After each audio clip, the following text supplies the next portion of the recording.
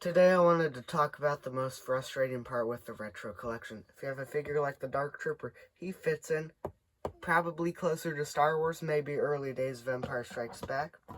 And then a figure like the Armorer between Empire and Jedi. And then you have a figure like the Mandalorian himself. He fits in the Power of the Force category. And you can see where this starts to get frustrating because you have these characters are on screen together. They walk around together. They're doing stuff together. And it would be like if we got the Han Solo up here on screen, and then a Power of the Force Chewbacca, and that was the only Han Solo and Chewbacca they offered us in the whole Kenner range. It would just, they would just not really look great together because one would be a lot more detailed than the other. And you're saying, well, your toys, this could only be with the Mandalorian line. So I have another line from the Kenobi TV series. We have Darth Vader. This is a Power of the Force action figure. And then we have Obi-Wan Kenobi. Not quite a Power of the Force figure, but definitely 84 Jedi. And then figure like the Inquisitor. Well, I would put him closer to Empire because he does have the vinyl cape. However, he is detailed, so definitely the later Empire Strikes Back days. But you can see Kenner did get a little bit more consistent. Just they were not quite consistent enough. So next, I will show you where Kenner actually got him consistent. We have Queen Amidala. I would say this is an Empire Strikes Back level of detailing because you've got some of the more finite details, but still definitely the 1980 line of Jedi, or of Empire. Then a figure, I know it is Jar Jar Binks. This is definitely also an Empire Strikes Back figure, probably 1980 Empire. And then a figure like Obi-Wan Kenobi here. Definitely a 1980 Empire Strikes Back action figure. However, I will say, although it has been a pretty good run, and it was looking promising to me that this might have just been the run where Kenner did get the figures consistent with each other. And that is until I looked at Qui-Gon Jinn. Now, Qui-Gon Jinn, he's just got, his face is a lot more detailed. He's got that mustache and the robes are detailed. He's got 2 colors of paint on his legs, different color for his pants and his boots. He is a later Jedi, definitely 84 Jedi, maybe 1985 Power of the Force action figure. So Hasbro, once again, is not consistent with these figures. Now, with that being said, the 2 latest sets, in which I have not picked up yet, the figures are a lot more consistent with each other. With that being said, I will say this, they are kind of all across the board, with some of the figures being, they're just a lot closer together. They do look more from that 1978, 1979 era, the Star Wars line era. So the new lines are looking good. And with the exception of the Yavin Princess Leia, that's the only figure I could see going into that 1985 Power of the Force, maybe even 1984 category. Because the Yavin Princess Leia does have the cloth accessories. So there is that.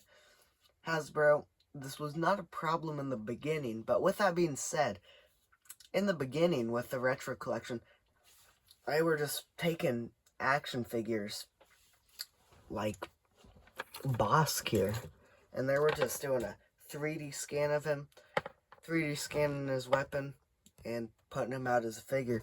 So they were copy-pasting figures in the early days, and that is why it was so consistent with detailing. But here's my theory as to why this is a problem. And it's because Hasbro gives each figure to a different employee and says, design this figure.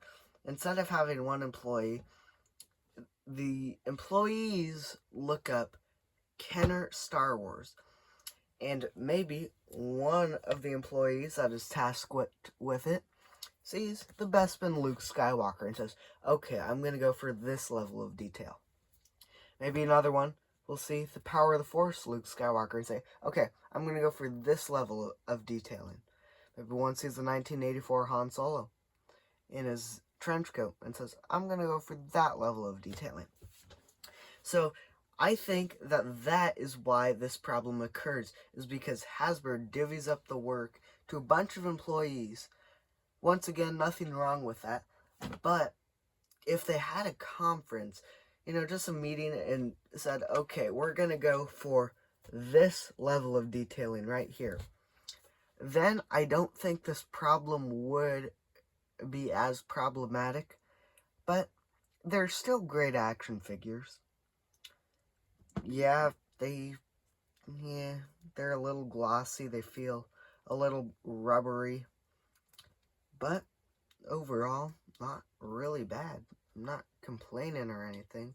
I'm just saying that it's kind of frustrating when you're putting together displays, because at what point are you going to display your Power of the Force figures alongside your Star Wars figures? And yeah, maybe if you're putting them in a case, but if you're building out scenes, they came out in a sort of an order where they came out by movie.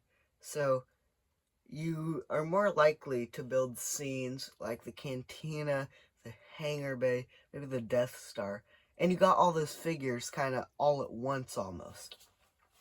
And then, if you're building Endor, you got all of those figures kind of within a few years of each other, so they look pretty similar. And Hoth, once again, you got all those figures within a couple of years of each other, so they look pretty similar. So the level of detail, it does dramatically change from the beginning of the line in 1978 to the end of the line in 1985. And you can see a little bit of that progression here. Now, with that being said, Chewbacca and Darth Vader are two main characters that never did get an upgrade. And I've got my Darth Vader pretty handy right here. He is not a bad looking action figure. He's actually more, at this point, more closer in between the Star Wars and Empire Strikes Back line is where I would put him in terms of detailing, because he was one of the more detailed Star Wars action figures, while kind of keeping that early days of Kenner magic to him, where he's simple enough yet detailed enough where he just looks good wherever you put him. Chewbacca, on the other hand, is a fairly simple action figure, but yet he is detailed. In terms of detailing, I would put him maybe, touching the line between Star Wars and Empire, but not crossing it. He's touching it, but not crossing it. You know, it does look a little, you can definitely tell between Chewie and Luke. Yeah, you can kind of tell here. Can't really tell here, and you can't tell here in terms of detailing that, of course. Because he looks good next to the 1984 figures.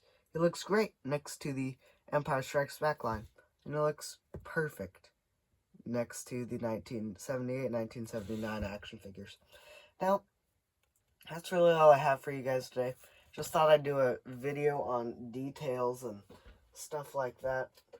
And why the retro collection, it is a frustration. It's a real one that I have and a lot of other collectors have, because Hasbro, when you are designing your next set of figures,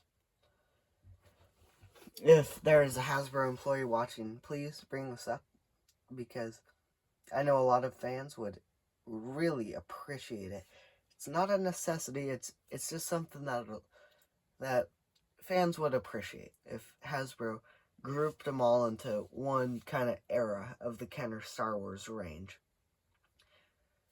Because, you know, once again, like I said, we got the figures for our scenes kind of all at once, not across the whole range.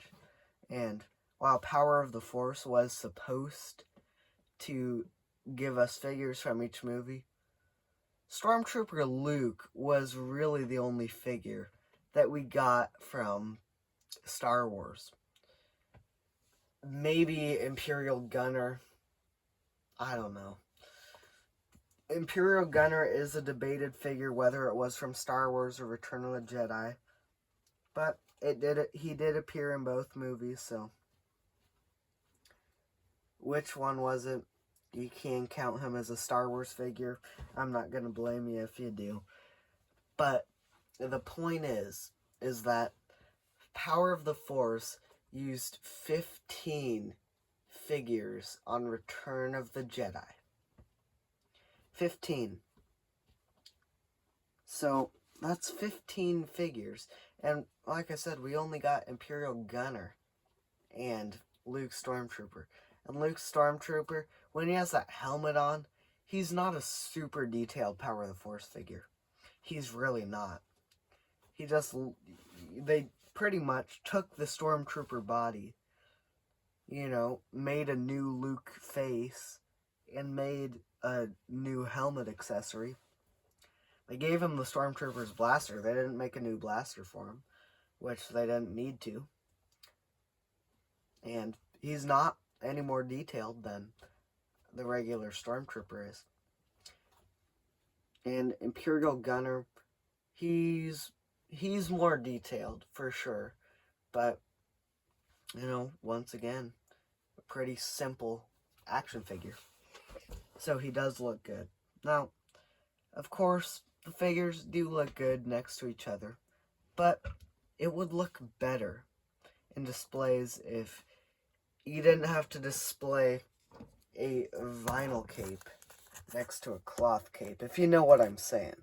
Because, you know, you either gave Grand Inquisitor a vinyl cape and Darth Vader a vinyl cape, or you gave Grand Inquisitor a cloth cape and Darth Vader a cloth cape. That would have made so much more sense.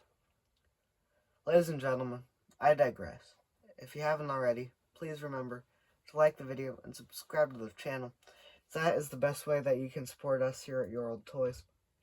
It truly does mean the galaxy to me. If you want more rants like this, more informational Star Wars content, it also will show YouTube that you like this kind of stuff, and it will feed you more videos like this. So once again, please remember to like the video and subscribe to the channel, and we will talk again soon.